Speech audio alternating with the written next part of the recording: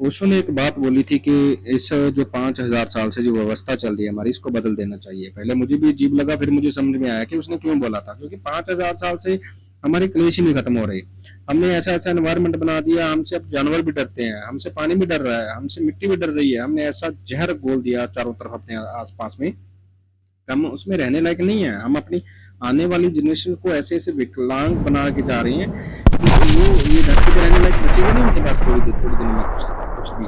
तो ये मतलब इस व्यवस्था का हमें कोई फायदा नहीं हुआ है। और जो लोग ये लेके चीज को लेके बैठे हैं कि भगवान सब कुछ कर रहा है और वो करेगा, तो मुझे नहीं लगता ऐसा कुछ है दुनिया में।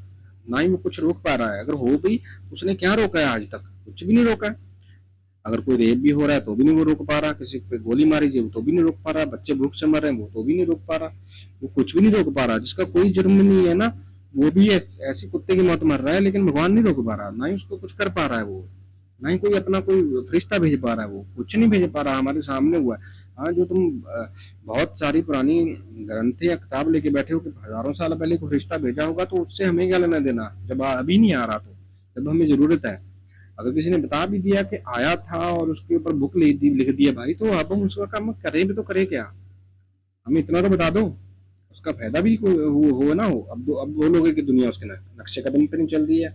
अब दुनिया उसके नक्शे कदम पे नहीं चल रही है, तो उसका इतना ढिंडोरा क्यों पीटा जा रहा है? क्यों किसी को फोर्स किया जा रहा है धार्मिक बनने के लिए? क्यों उसको बार बार के बोला जा रहा है कि आप ऐसे करो ऐसे करो, शुद्धियां हो जाएंगी, ये हो जाएगा? कुछ नहीं होता है, ना ही कुछ हुआ है अभी तक। तो आपको इससे बचना है या नहीं बचना है, वो आपने देखना है। वैसे भी तो दुनिया में अपना क्लेश इतना ज़्यादा है कि वो वैसे ही कट मर के मर जाएंगे थोड़ी देर, थोड़े टाइम में सबके सब। तो छोड़ो इन बातों को। आप सिर्फ अपने आसपास में जो रियलिटी है उसको देखोगे तो शायद आप समझ पा जाओगे कि मैं क्या बात कर रहा हूँ।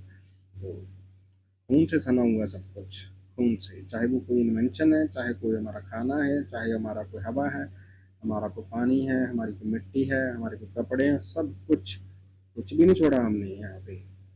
कुछ ऐसा ऐसा लगे आपको कि बहुत अच्छा इंसान ने कुछ कर दिया, घंटा कर दिया। प्रकृति ने किसको प्रकृति ने इसको बनाया था अपने लिए, लेकिन ये उसके लिए विनाश का कारण बन गया।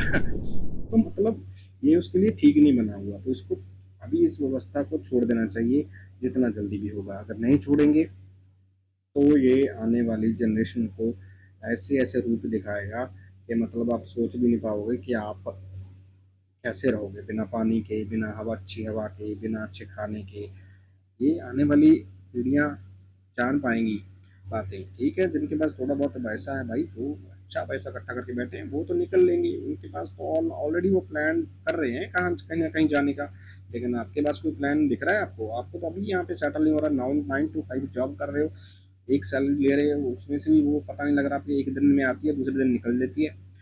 तो मतलब आप चांद पे जा पाओगे उनके साथ? मार्स पे जा पाओगे? नहीं जा पाओगे। वो अपना प्लान कर चुके हैं, जिन्होंने जाना है वो सब कुछ बना और रुक चुके हैं, वो निकल लेंगे अपना आप। उनको भी पता है कि उनको कोई भगवान नहीं रोकेगा वहां पे मार्स में जाने से, चांद चांद पे जाने से, कहीं पे भी नहीं रोकेगा। तो आप इस बात की टेंशन मत लो कि भगवान आपको सुन रहा है या नहीं सुन रहा है, या देख रहा है, या भगवान है या कुछ भी नहीं है। ऐसा कुछ दुनिया में है भी नहीं है।